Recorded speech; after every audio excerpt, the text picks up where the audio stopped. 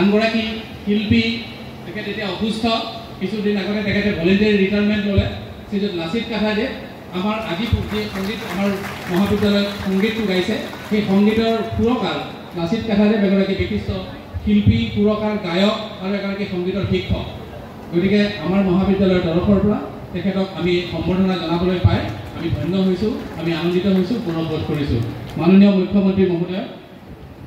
ধন্যবাদ জনাইছোঁ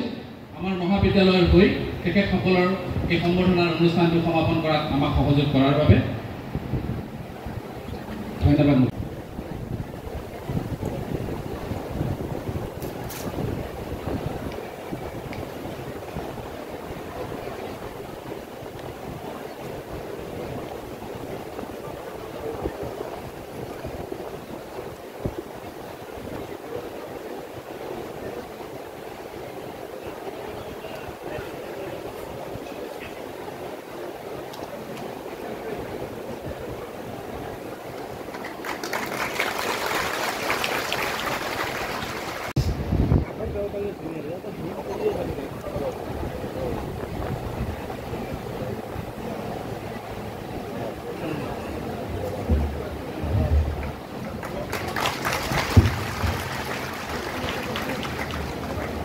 শ্ৰীযুত আনোৱাৰ হুছেইন এগৰাকী বিশিষ্ট চিত্ৰকৰেই নহয় তেখেত এগৰাকী আমাৰ সোণাপুৰ অঞ্চলৰ সেই সময়ত যি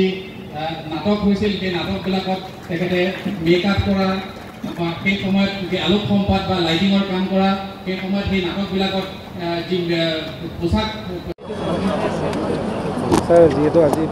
সোণাপুৰ মহাবিদ্যালয়ৰ প্ৰতিষ্ঠা দিৱস উপলক্ষে আজি আয়োজিত ৰাজহুৱা সভাত আমি যোগদান কৰিলোঁ। জাগিৰোডত যিটো ছেমি কণ্ডাক্টৰ ইণ্ডাষ্ট্ৰী হৈ আছে মই সোণাপুৰ কলেজক আহ্বান জনাইছোঁ যাতে ছেমি কণ্ডাক্টৰ ইণ্ডাষ্ট্ৰীৰ প্ৰশিক্ষণত লেব এটা ইয়াতে স্থাপন কৰা যায়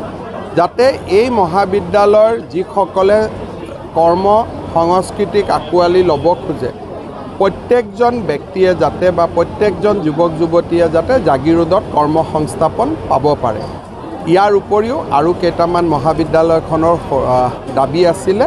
আমি গোটেইখিনি পৰ্যায়ক্ৰমে কৰি দিওঁ। অন্য এটা প্ৰসংগলৈ আহোঁ যিহেতু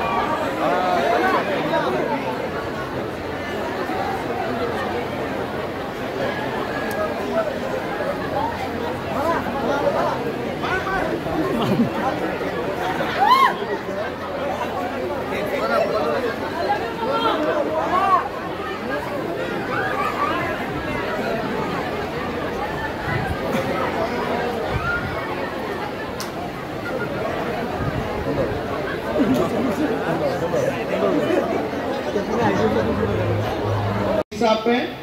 প্ৰথমবাৰ শিক্ষকৰ নিযুক্তিত এই কালচক্ৰক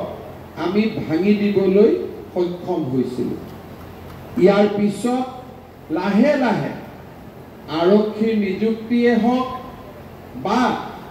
লোকসেৱা আয়োগৰ পৰা তৃতীয় চতুৰ্থ বৰ্গৰ নিযুক্তিয়ে হওক অসমৰ যুৱ সমাজৰ আশা আৰু আকাংক্ষাক